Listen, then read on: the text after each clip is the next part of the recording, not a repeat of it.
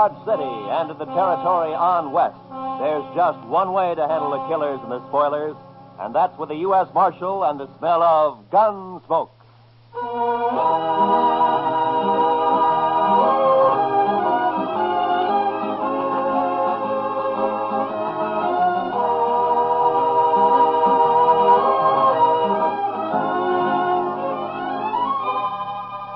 Gunsmoke, starring William Conrad, the transcribed story of the violence that moved west with young America. The story of a man who moved with it.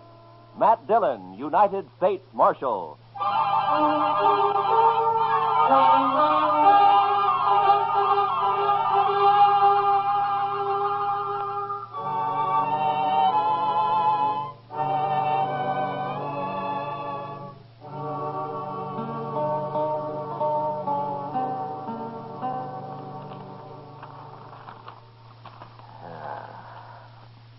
Is this everything, Chester? Well, there might be more later when they finish sorting the mail. Hey, where's that telegram? Oh, what telegram? I thought I put it right on top. Let me take a look. Oh, yes. Here it is. Might be important. Oh, we'll soon see. Oh, that's from Bill Hickock. Up in Abilene? Yeah. What'd you say, Mr. Dillon? Teeters and Gridler headed for Dodge. Keep them there, but don't arrest them until I get there with murder witness. Or I'll write Washington all I know about you. Signed Hickock. Oh, then Mr. Hickock's coming here, huh? Now, that's what he says. Well, how'll you recognize those two men, Mr. Dillon? I expect I'll recognize him all right. Oh, you know them. Yeah, we've met. Teeters and Gridler are gunmen, Chester. The kind who kill as easy as most men shake hands. Just about as often. Too bad you can't just put them in jail. Yeah. Well, we'll start meeting the trains. There's one in at noon, sir. Good. Then we'll meet it.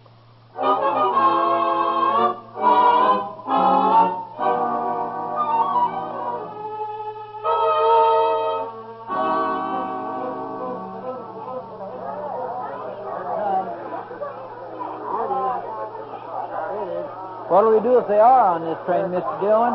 Nothing, Chester. I'll find them later and talk to them, but not in a crowd like this. Yes, sir. You know, every time I see a train, I am just overpowered with the urge to travel. Oh? Where to? Anywhere. Anywhere but Kansas. Well, I don't think you'd like it back east any better. Why not? You just have the urge to come out west again. I know your kind. I suppose you're right, sir. But still, it'd be good to walk down a street that wasn't all heat and dust and that wasn't crowded with a lot of grimy men looking for trouble. And I wouldn't mind seeing some women, married women, with kids and parasols and Wait a Bibles minute, and Chester. There they are. Where? They just got off the end car. Those two headed for the depot there. One of them tall? Yeah. That's Teeters in the black hat. The other's Gridler.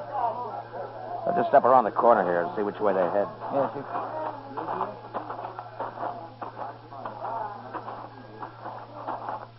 There they are. Yeah. Looks like they're going to the Dodge house. Now, let's follow them.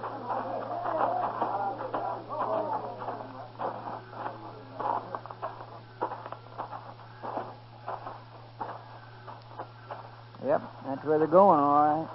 Now, let's wait here. Let them get a room, and then I'll go talk to them. But if you can't arrest them... And I'll just try to make them feel welcome to stay in Dodge.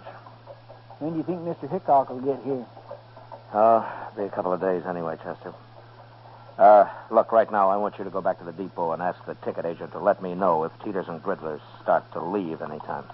You can describe them to him. All right, sir. Then go to the stage office. Yes, sir. And go to all the stables, too.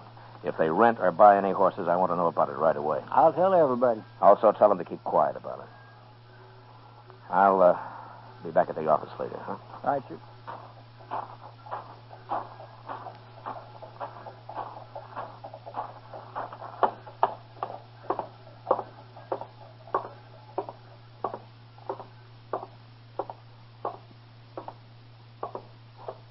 What can I do for you, Marshal? Two men came in here just a minute ago. One of them was tall, black hat. Well, what, Marshal? You were here. Did you see him? Those were gunmen. I could tell. The tall one's Teeters and the other one's Gridler. Those the names they gave you? Yes, but there'll be trouble if you try to arrest them here, Marshal. Can't you wait until they're outside in the street someplace? No. What if they're after you? I've got nothing to do with men like that, Marshal. There's no reason in the world that Now, they... just take it easy. They never heard of you, and I'm not going to arrest them.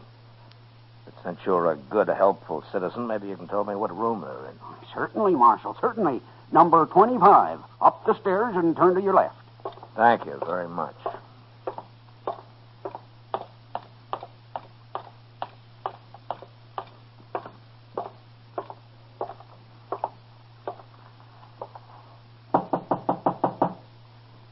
Who is it? Well, who is it, I said? All right, open it, Gridley.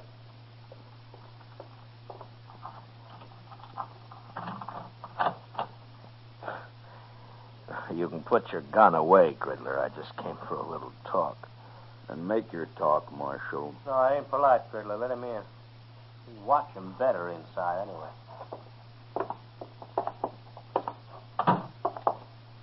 Hello, Teeters. What's on your mind, Marshal? I'm just trying to think. Last time I saw you men was in, let me see, was it Tascosa? Never mind all that, Marshal. Why are you here? No, I heard you were in town. I thought I'd drop by and say hello. News must travel pretty fast in Dodge. We ain't been here 15 minutes all told. Well, maybe he was expecting us, Gridley. I happened to be at the depot. I noticed you get off, so I followed you here. All right. But we're not wanted, Marshal. Matter of fact, a judge up in Abilene just turned us loose. Wasn't no witness to that killing. Wild Bill tried to frame us, but didn't work. Well, that just goes to show the law's fair to everybody, doesn't it? Why'd you come here, Marshal? Just to let you know that I'm still the law in Dodge and that I don't want any trouble here. And with men of your sort, I always like to mention that. We're not looking for trouble. Good. And you're welcome to stay here as long as you like. That's a funny thing to tell us. It's an open town, Teeters. Yeah, sure, Marshal. Sure it is. Yeah. And I'll treat you two just like anybody else. If you stay out of trouble, the town's yours. Anybody who starts trouble won't be us. Well, I'm glad to hear that. I'll be going now, gentlemen. Oh, there are some pretty sharp gamblers here. Don't let them take all of your money. Well, don't you worry about us, Marshal. So long.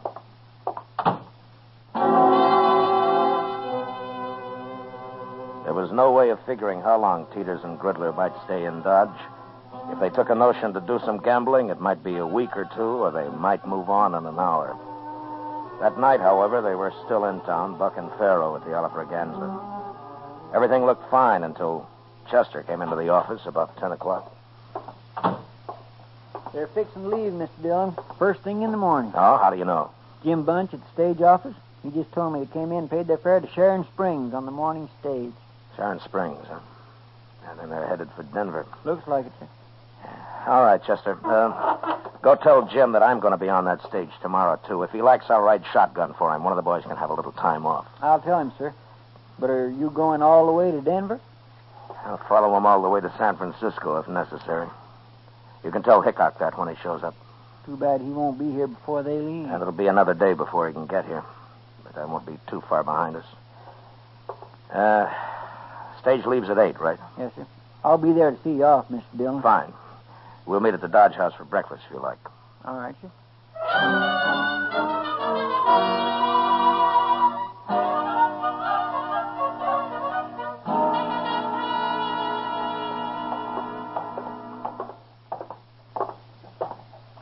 The stage looks like it's all ready to go, Mr. Dillon. Yeah. I don't see Teeters and Gridler, though. They're not inside, are they? I don't think so. No, they're not here yet. Just about 8 o'clock. They should be here. Well, it doesn't matter, Chester. If they've changed their minds, it's all to the good anyway. Want me to go ask Jim Bunch if he's heard from them, Mr. Dillon? No. Let's just wait here. Oh, say, I forgot to tell you. Jim said the regular shotgun messenger has to go up to Sharon Springs anyway, but to thank you just the same. No, good. Chester, Yes, sir? look up at the other end of the plaza there. coming this way. Oh, I declare. It's Sam. Yeah. Now what are they up to, I wonder? Well, they can't be taking the stage if they're horseback. No. Looks to me like they're fixed for a long ride, too. Sure does, Mr. Dillon.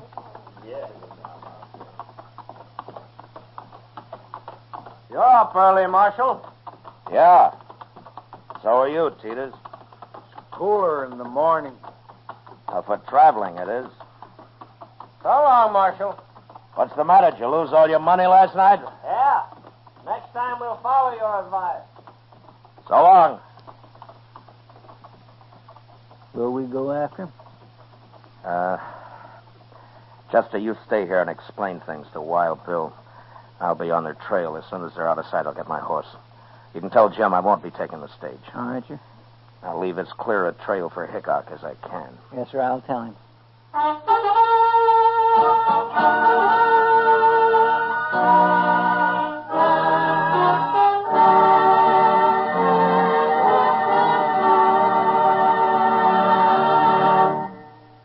We will return to the second act of Gunsmoke in just a moment. But first, young women are needed to enroll as student nurses and to take their places as graduate nurses in an ever-expanding field where opportunity unlimited awaits.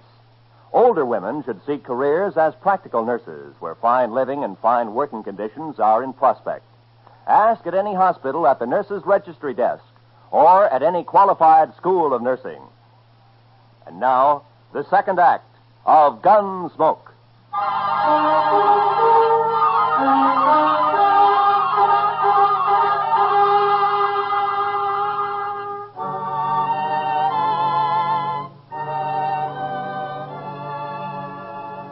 I did my best to stay out of Teeters and Gridler's sight.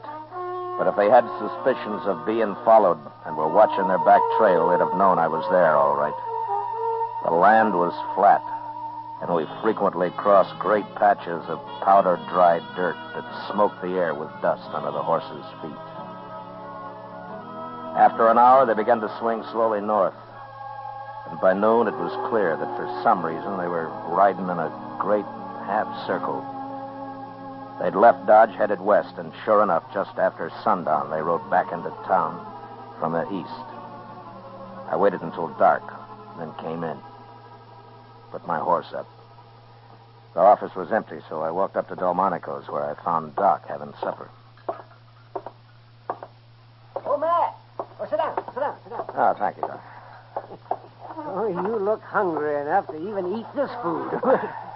It's been a long time since breakfast, Doc. Yeah, a man ought to eat 3 meals regular, Matt.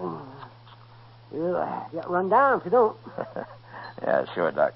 Only sometimes you have to eat when you can. Oh, I told you have a hard day, Matt. Yeah, I've been riding, Doc.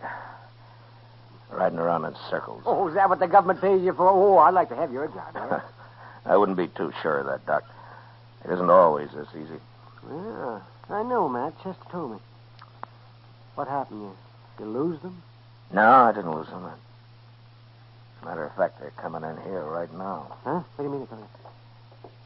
Those two? Yeah, They're pretty hard-looking fellas. they are. Evening, Marshal. Oh, hello, Teeters. Gridler. Marshal. This is Dr. Adams, gentlemen. How are you? Hi, Doc. How are you? Well, what's on your mind? You are, Marshal. What? That was you trailing us all day, wasn't it? Yes, it was. Why? I didn't want you to get lost. That's a lie. Then let's say that I didn't want you to get into any trouble. You going to tell us what it's all about, Marshal? Well, you're not exactly the most reputable citizens in Kansas, and I just wanted to have an eye on you, that's all. You sure do. Because like I told you, you keep out of trouble, and you're welcome to stay here. Just remember one thing, Marshal. There's 2 of us. And next time you follow us, you might not come back. Well, taking chances like that's part of my job, Mr. Teeters. That's a poor job, then. Yeah, sometimes I think so, too. Come on, Teeters, let's get out of here. Here. Well, they're not very polite, are they? No, but they're smart. Smart enough to figure something's wrong anyway. Well, you think they might bolt, Matt? It depends on how smart they really are, Doc. Right now they're so curious they might stay around just to see what it's all about. Oh, Mr. Dillon? Oh, hello, Chester. Oh, Pull up hi, a chair. Doc. Pull up a chair, Chester. I won't have time. We better get right over to the depot. Why? What's happened? Well, sir, I saw 'em ride back into town. The first thing they did was go to the depot and ask about a train. Oh, were you there? No, sir, the agent came and told me like he'd promised. Train goes at 7:30, doesn't it? Yes, sir, and it's just about that now. I've been looking everywhere for you. Doc, if that waiter ever does come around, tell him to hold a steak for me, will you? I might just be back for it. Sure, Matt. Yes, sir. And good luck. Yeah, thanks, Doc. Come on, Chester.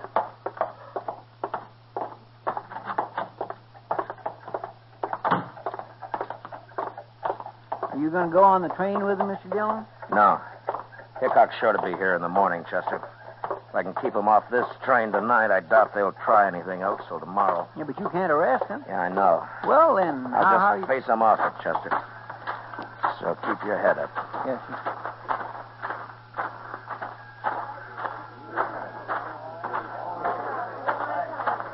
Now, there they are. Come on. You come just to say goodbye, Marshal? Not exactly, Peters. Oh? You can take the train tomorrow if you like, but not this one. Why tomorrow? Well, I've got orders to keep you in sight till then. Orders from who? It doesn't matter. But you have your choice. You can have the run of Dodge tonight, or you can spend it in jail. You know, you talk pretty loose for just one man, Marshal. Your friend there doesn't look like a gunman. Well, now, you can't always tell by looks, mister. I can't. You said you didn't want trouble, Marshal, but you sure starting it. There won't be any trouble. You do what I tell you. And if we don't? I'll kill the first one of you that moves for that train. You can die that way, Marshal. Maybe. But you won't both get on that train. Gridler. You know me. You know I'll do it. We can still make it, Gridler. No. It's not worth it. We can go tomorrow. All right. Marshal, tomorrow it'll be different. Yeah, sure. Tomorrow it'll be different.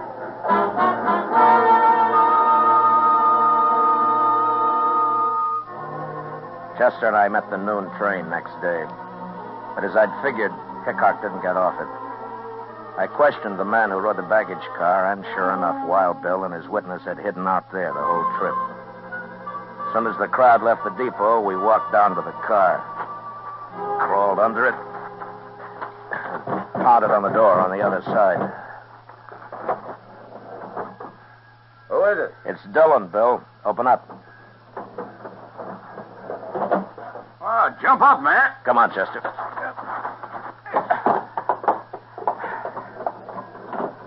Oh, Matt, how are you? Oh, fine, Bill, fine. Oh, this is Chester Proudfoot. How do you do, Mr. Hickock? Chester. Sam, come over here. This is my witness, Sam Trimble. Howdy. Mr. Trimble. Are you still here, Matt? Yeah, but we better move fast.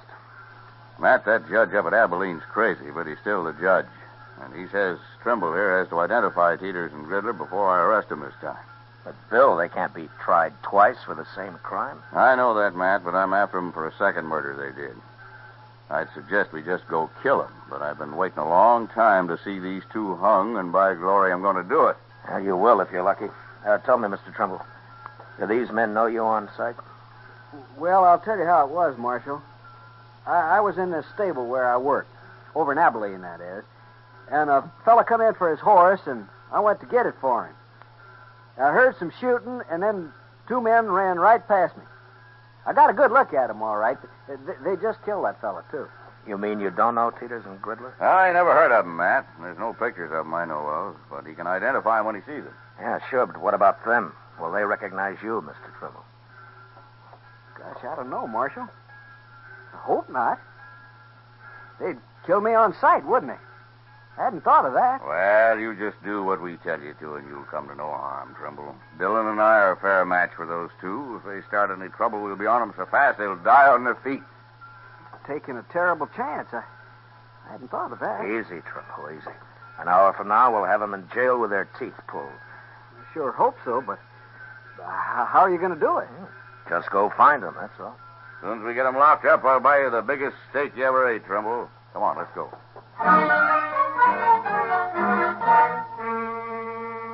I took Hickock and Trimble over to the Texas Trail, where we decided we'd wait while Chester located Teeters and Gridler. Then we'd just walk in on them and get it over with fast. I introduced the two men to Kitty, and we ordered a couple of drinks for Trimble, who was getting jumpier by the minute. What are you two heroes doing? Getting this poor man drunk enough to fight him? Not exactly, Miss Kitty. He just lacks faith in us, that's all. I wouldn't have come if I'd thought about it. I sure would. Look, Trimble. It isn't often a man has both mine and Matt Dillon's guns behind him. You're as safe as you'd be in church. I don't go to church. Here, Mr. Trimble. Have another drink, huh? I will in a minute. I'm going out back first. Whatever you're up to, it's making him mighty nervous. Yeah. Well, I'll admit he usually leads a quieter life. He'll brag big, though, once he's back in Abilene. Yeah. Tell me, Bill, do you plan to stay in Abilene long? Oh, I don't know, Matt. Charlie Utter keeps talking to me about Deadwood. Oh, it's as dusty up in Deadwood as it is in Kansas. Yeah, I know, Miss Kitty, but Charlie thinks some of that dust is made of gold. Hey, What's that? I don't know, but I'm going to find out. I'll go with you, Matt. All right, stay in here, everybody.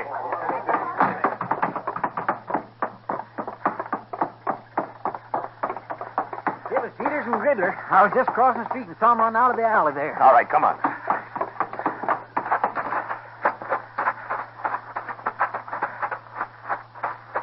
There he is. Yeah, it's Trimble. What happened, Trimble? They shot me. I was going to run away. And he got scared and ran right into him. Yeah, we shouldn't have let him alone at all. They said they saw me with you, Mr. Hickock. They said that's all they needed to know. And they shot me. Chester, go get the doc. Hurry. Yes, sir. Tell me, Trimble. They were the men who killed that fellow in Abilene. You recognize them all right? No. No, I never saw these two before. It wasn't them. What? I knew I shouldn't have come. I got killed for nothing. Trimble. Trimble. That's no use, Bill.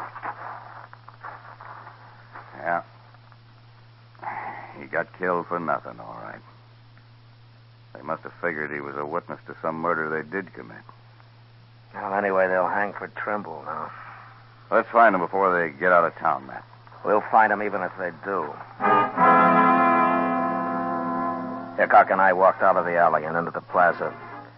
There were a couple of citizens who'd heard the shooting and had seen Teeters and Gridler run out of the alley. Told us that they'd gone into the Dodge house, and we followed. From the look on the clerk's face as we went past him and up the stairs, I knew that they were in their room. When we reached it, Bill stood on one side of the door, and I on the other. Think they'll fight, man? Well, let's ask them.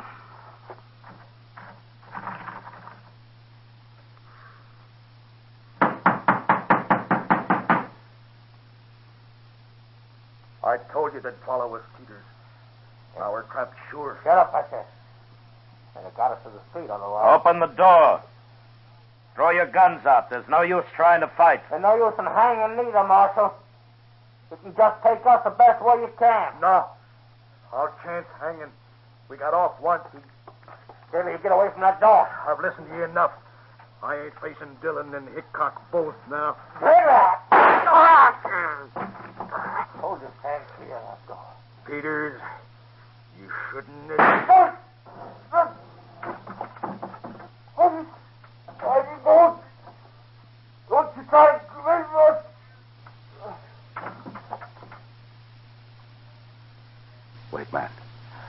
could be a trick.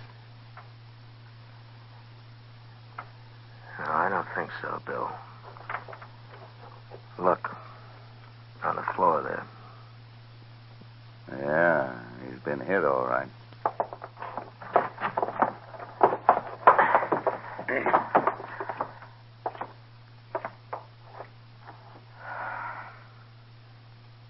Well, they're both dead.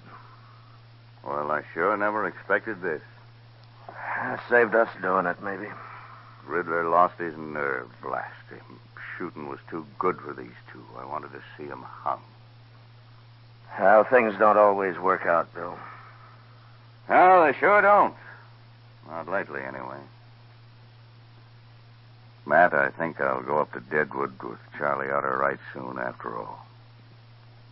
Maybe I can find me a little peace and quiet.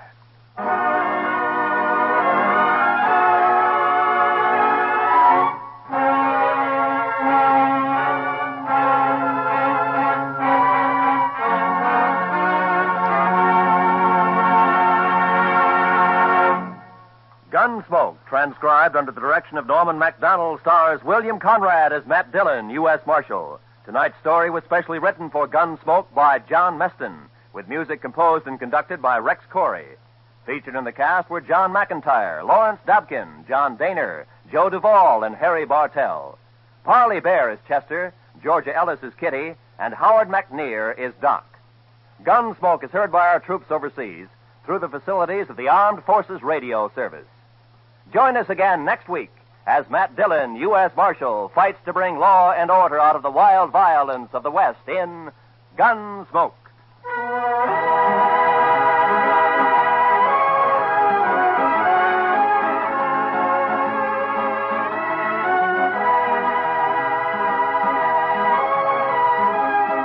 Many of the war orphans of Korea have never known peace or plenty. Their lives have gone from bad to worse. Now their future is in our hands. Without help, they cannot live. We can send them food through CARE, the American Package Sending Relief Agency. Send your contribution to CARE's local office or to CARE New York or CARE Los Angeles. This is Roy Rowan. This is the CBS Radio Network.